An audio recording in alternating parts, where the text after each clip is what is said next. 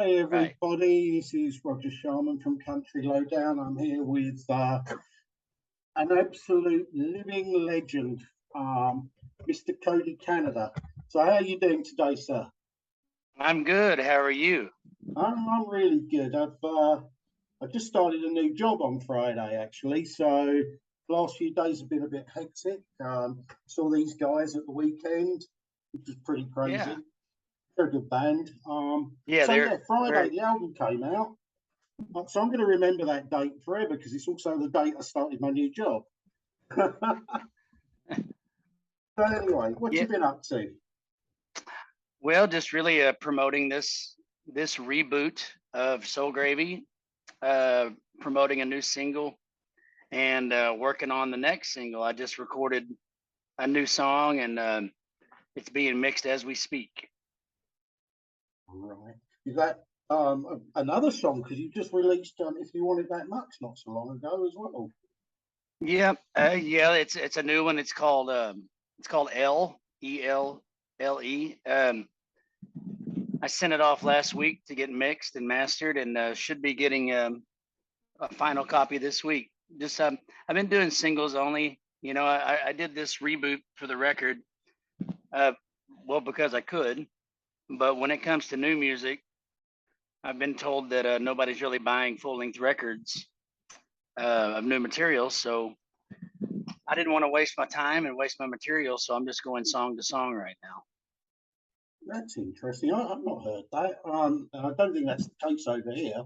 But I guess with all the social media apps now and your Spotify's and Apple Music and stuff like that, that's the way people listen to music now.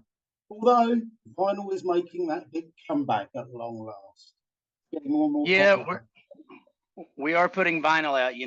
What I have planned is I've released five singles or four singles, and I think that once I get them all, 10 or 12 released, I'll put them on one vinyl record just for collectors. So happy Independence Day for yesterday. Obviously, did you have a good day? I did. I don't go out on that day. I stay home. I stay in my backyard. It gets a little crazy sometimes. So I've made my living off of being around drunk people, and that's the one days that I want to stay home and be away from the drunk people. That's fair enough. So did you have the family round? Yep. Yeah, we had family and mother-in-law and my best friend from Houston, Texas came in and yeah, we really just kind of swam and cooked out and had a few beers. Excellent. Sounds like a perfect day. You're at home in Texas right now. New Braunfels is Yep, New Braunfels, Texas. right. So before we get into the album, as all good interviewers do, they do their research. So of course I go on Google and I start typing in Cody Canada. From the autofill drop down, it had a link that said it claims to know your net worth as well as your height, your weight, all these weird things. Who you dating right now? Yeah, it's kind of odd, isn't it? It is. So, yeah. Are there any other little known? It didn't have your leg measurements or your weight or anything like that, fortunately. But any other little known Cody Canada facts that you'd like to share with us? I don't know. I don't think so. I got two kids. Both of them are in a band. They're in a band called Waves. That's X Yeah, Dirks and Willie. and Willie, I believe. So Yep. Dirk's Cobain Canada and Willie Hmm. Pedder Canada, named Yep. obviously after Dirk Bentley, Kurt Cobain, and Willie Braun from Reckless Kelly. Why Willie Braun? He must be a good friend of yours, I guess. Yeah, Really he's been famous. a very good friend for about 25 years now. We met him in Dallas, Texas in the 90s, and it was an instant friendship, and we've been buddies ever since. Right, and also, for people that don't know, Wade Bowen's your brother-in-law. Yep. Yeah. Let's see. My wife and I have been married 23 years, and when we got pregnant with Dirks, that's when Wade and Shelby. That's when they got married. So they've been married for 17 years, I guess. And it's Wade's married to my wife's baby sister. Uh-huh. Yeah, I sat down with Wade. Wow, it must have been 2019 actually. Did an interview with him when he was over in the UK, promoting his last album. Previous one, it would have been now. Mm-hmm. The Dead album. Real nice guy. A lot of time for Yeah, him. He puts on a hell of a show. yeah, he's a nice dude. I've known him for about 20 years. I met him in Lubbock, Texas, when he was going to school there, and I was passing through as cross Canadian ragweed, and it was really an instant friendship. We've been pals ever since, and then um, made an official family 17 years ago. Right. So yeah, he's a lovely guy. I've got a lot of time for him. And I think he's got a lot of time for me actually. We got on pretty well. Oh, good. Anyway, on with the album then. So re-recorded it from scratch, Soul Gravy. So it's now Soul Gravy 2022. Said it was released Friday the 1st of July. And I understand that there are reasons why this has been recorded, fascinating reasons. Now, a friend of mine, Dave, was teasing me yesterday because I was chatting to him, and he said, "Well, I was at Milo Fest, so I know the reasons why." He wouldn't tell me, so tell me the story, please. You can tell it so much better than him anyway, I'm sure. Well, when we first recorded it, we were very, very busy. You know, we were coming off of our self-titled Purple record, and it did really well. But we already had all these dates booked, and we couldn't. I wanted to spend some time in the studio because the last three records that we had did, we were only there for a few days, and there was always loose ends that never were tied. And with this record, I wanted to stay in the studio for at least a week, but we couldn't do it. And to make things faster and easier, the producer and the engineer wanted to use what was called a pod, a Line 6 pod, which is basically about the size of a cigarette pack, and you plug into it and you dial in whatever kind of guitar tone you want, and it does sound good, but it doesn't sound natural. And but it was a time saver. I kind of had to choose my battle and thought, if we just record this, we can get back on the road. And there was a few tunes that collectively, as the whole, as the music, the material, I loved every song and I still wouldn't change anything about it. But the recording process just wasn't what I was ready to do. And then we hit the road, the album release, and it did very well for us. But it was always in the back of my brain that it could have been done the way I wanted to do it. And then after the band split up, I wanted to get they had a box set, a box of weed, and I wanted to get these and sell them on the road. And the label told me that I had to pay $35 a piece. And that's my material, that's my music, my creation. And so I really just was looking for a way to get around all this. And then Taylor Swift had the same thing happen to her with the same record label, and she went back and re-recorded Taylor's version. And I thought, well, if she did it, we can do it. You know, if she didn't get in trouble, and then she's a lot bigger fish than me. So we immediately started the homework, and we found out that once we recorded it, when we put it on SoundCloud, it kept rejecting it. But all we had to do was put something after the title. So we decided on 2022, and and it worked. But I got to record it the way I wanted to, with full guitar amps in my own. So we built the studio in 2020.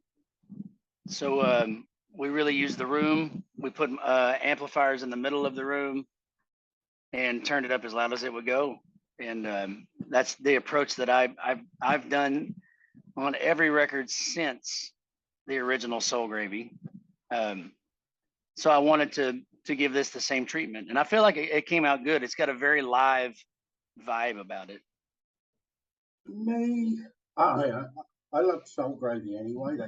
It's a classic album, and so when I first heard you were doing this, I was thinking, how can you really improve it that much? But having listened to it, I think you've managed that. Actually, it sounds sexier, if you like, than Soul Gravy. I'm a bit surprised. To me, the original sounds a little bit more raw. But from what you said, I'd have thought that would be the other way around. But it's worked. I mean, Stranglehold. Wow, that's an absolute banger. Who did the vocals on that?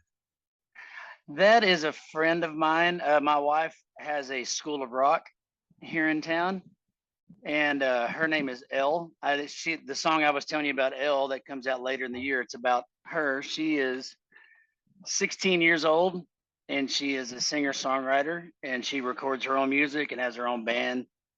And I was trying really hard to hit these vocals, and I couldn't do it because I was sick at the time, but I also knew that I had to release this record very soon. So I called her, and she said that she had never heard the song before, but she would be there in 10 minutes. And she showed up and knocked it out, and I like it better than the original version. She's absolutely killed it. Yeah, I mean, it's her vocals amazing on it. She's a good song. Amazing too. Oh, thank you. And that was the other thing about doing this record is I didn't have somebody over my shoulder saying, this song is too long. You can't do a song that's 5 minutes long. And, because they were always worried about fitting songs on the radio and making it politically correct enough to put on the radio. And I've never been that kind of guy. I've been the kind of guy that if it's a politically incorrect song, then that was intentional. And if it's 5 minutes long, then that's just what it is. I mean, I've recorded songs that are 8 minutes long, and I've recorded songs that are 2 minutes long. I've never appreciated the fact that somebody telling me this is how you need to do the music that you're recording. And that was with Stranglehold. We stretched it out. That and Wanna Rock and Roll, we stretched it out as long as we possibly could. That made sense, because we wanted it to feel like a live, like you were sitting and listening and watching live. And Wanna Rock and Roll. Now that's the intro to that. The beginning of that is quite amusing to me. You've got a nice fake English accent on there, which really made me laugh. Actually, when I first heard that, I was like, "Okay, that's a new addition."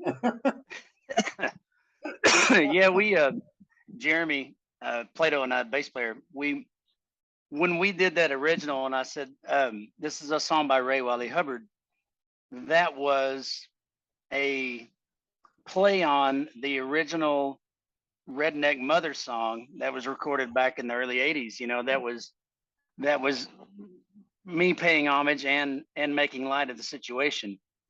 And then in the original version, Jeremy was in the background saying Hubbard. And it is on the outtakes and the intros and the bloopers, people really love that stuff. So we kept it, and it just makes everything lighthearted, And then I told Jeremy, I said, when we go into it this time, we need to do something completely different. We can't just copy that, and that was his idea. Oh, well, I also thought, re-recording it, I mean, you wrote songs with Stony LaRue, Randy Rogers, obviously Mike McClure, Ray Wiley, obviously, and Leanne Womack. So it also gave you the opportunity to get these guys in and play with you on the record. Well, I know Yeah, Leanne was on the original record, but Randy didn't sing on again, did he? But he co-wrote that with you. So he was that part of the reason behind it, or was that an afterthought? you know, I've always wanted to do something with Randy. Um, talking about all of them, you know, I wanted to do something with Randy. We've only written 2 songs together, but we've never really sang anything together. I recorded a song with him and Sean McConnell and Wade Bowen on Wade's record a few years back. But Randy and I wrote 2 songs in the same night, and we've never tried to write another song again. And he and I talked about for years about collaborating and singing together, and I thought there was no better time than now to do this, because I wanted to showcase the people that I wrote it with, you know, because there's a lot of times I'll play that song and people will come up and say, "Oh, you did a Randy Rogers song tonight." So I just wanted everybody to know that it belongs to both of us, you know. Yeah. Now with Leanne Womack, I met her through the Nashville connections, uh, 18, 20 years ago. And I fell in love with her music just as she fell in love with, I don't know if it was the music or just the good hang that we were, because you know we were always a good time hanging out together. And then we did some touring together, which is still one of my favorite tours that we ever did. It was Wade Bowen, Stunning LaRue, and Leanne and myself. We did about 2 weeks together. But you know, nobody really sings like she does. Nobody has the vocal range like she does in my universe, in the place where I live. You know, I don't know people. Caitlin Butts from Oklahoma is a very close first. And for her to, I played that song one night. I played Sick and Tired one night at a party, and she said, "I want to sing on that song." And it's like, well, that's all you have to say. You know, we'll get on it. And she did 2 songs on the Mission California record, the Ragweed '07 record. And then when it came to this opportunity, I just texted her and said, "Hey, I'm rebooting the record. I would love to have you back. And because there's nobody like you, I can't replace you." And so she jumped all over it and recorded from her living room in her house in Nashville, which is really convenient these days to be able to record from your house, from wherever you need to record from. You know, I mean, I've seen people record from a cell phone, and you can just clean it up in a studio and make it sound like you're in a studio in downtown Nashville, Tennessee. And when it comes to Ray Wiley, you know, his wife and my wife, they're in the same business, managing their husbands. So we've been friends for, you know, the equal amount of time, 20 years. And Ray is still, to this day, very intimidating to me to be around. He's one of the coolest. I think the guy was born cool. I don't think that he had to achieve his coolness. I think he's just been rewarded on being cool throughout his entire life. And to get him on here, you know, I knew it was going to be easy because Ray's such a sweetheart, and we love each other. And it was, he did it. I sent it to him. He did it in one take, and it sounds very, very Ray Wiley Hubbard. Oh yes. Oh yes. It sounds like it could have been off his last album or the album before, where he used all those different acts. Mm-hmm. I think he just keeps getting better. I think every record he does, he just keeps getting better, which is what is the ultimate goal when you're a musician and a songwriter. You just want to keep putting out product that people love, and it sounds familiar and new and old at the same time, new and old at the same time. So I think you got Mike McClure involved as well. He produced Soul Gravy originally, obviously. You did that with yourself. Did he produce 22 also? No, he had just got married and was moving from Oklahoma to Texas. And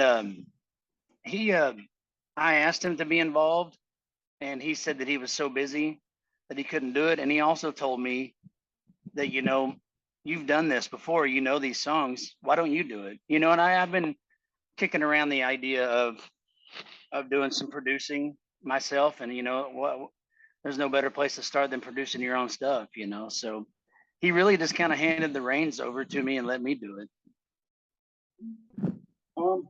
And I see you've also recently built your own studio. Was it recorded in there, or was it just the 2 singles that you've recorded in there so far? No, we recorded Soul Gravy there. We recorded everything that we've been recording since March 2020 has been out of that studio, with the exception of one song. I did a song for Bruce Robinson over at his studio, but everything else has been done.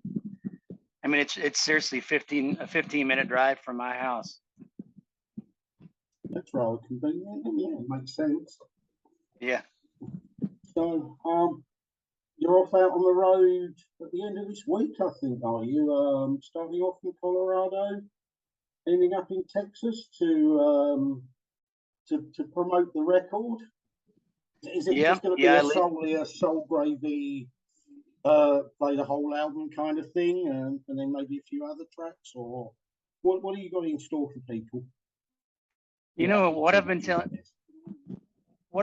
everybody at the beginning of we've been, you know, I'll start the show with a song from Soul Gravy, and I'll tell the crowd that we just re-recorded one of my favorite records of Ragweed, and we're going to make this a very heavy Soul Gravy night. You know, we obviously throw in old Ragweed stuff, other stuff, and then we throw in the new stuff and the new singles, and really just trying to, we weigh really heavy on promoting the new album, but I also want people to know that, you know, we still have new material and we're still working on new stuff, and Colorado is a good place to start. I sold a lot of Soul Gravy originally in Colorado, so I was supposed to play there back in January, but I caught COVID, and I avoided it all I could, and I finally caught it. And I'm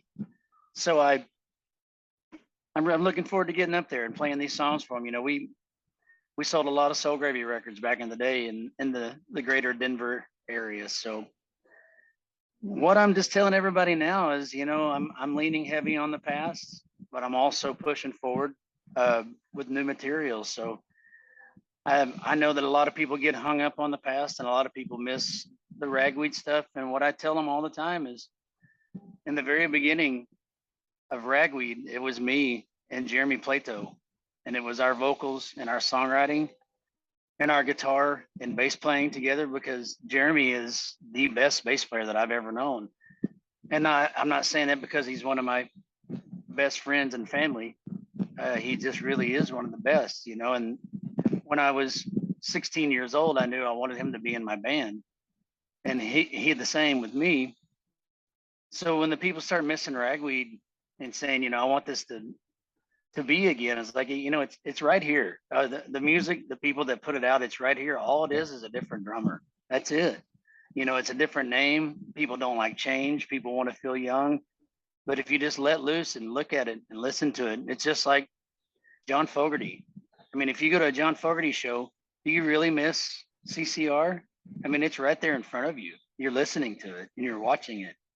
And that's what I really try to get people to listen to. And there's 1% that will never listen. There's 1% that want to hang on to the past. But thank God, 23 years in the business, I've gained a lot of really good friends and family and fans that support me.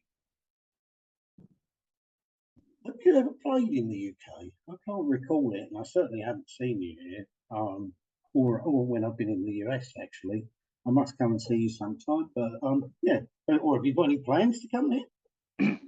I actually called my booking agent on Monday of last week and said, life is way too short. I need to go overseas. I just got back from Portugal and Spain, taking my kids over there to play. They had some shows at Rock in Rio. So I went over there, and I've never been real big on flying, but it was the best flight and overseas experience I've ever experienced. So I called the booking agent and said, can we please get the ball rolling? Because I really want to go to Europe. So we'll see what happens. Well, there's a hell of a lot of acts coming over here now. Obviously, there were so many bands and acts that had tours lined up pre-COVID, and it just screwed everything basically. These guys, they were due here in 2019. They had a bit of a rough story actually. COVID hit, the record label went bust, tour got cancelled, so they're on the way back up now. So I've got to gonna help them out as much as I can when they come back over here again next time. Oh, good. I'll do the same for you as well. I'll help you promote the hell out of that because Well, people need to see you when you're here. Thank you. We'll definitely keep everybody posted because that a European tour is definitely going to happen. Wow, I can't wait. One cannot wait. Okay, Well, that just about rounds everything up for me. I think. This going back to this Google search I did for you. It's got a Cody Canada birthday countdown clock on it. So apparently 323 days, 4 hours, 16 minutes, and 57 seconds till your birthday. Till I'm 47. How amazing is that? A Cody Canada birthday countdown clock. I've seen everything. I have too, officially. Anyway, it's been an absolute pleasure talking to you, Cody. So grateful for all of your time that you've spent chatting today, and good luck with the sales of the album. I'm sure it'll go amazingly well, and the tour, and hopefully we get to see you over here next year sometime, maybe. Yep, we'll keep you posted, and I really appreciate you taking the time and spreading the word of my music. Not every day I get to speak to a legend. Well, thank you, buddy. Okay. Have a good day. Thank you very much. Keep in touch. Yes, sir. All right.